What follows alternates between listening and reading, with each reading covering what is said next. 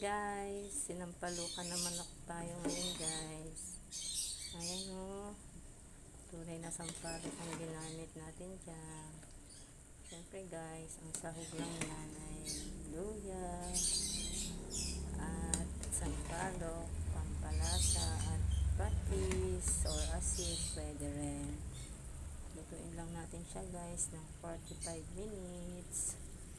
Ganyan lang kadali magluto guys ng sinampalukang manok.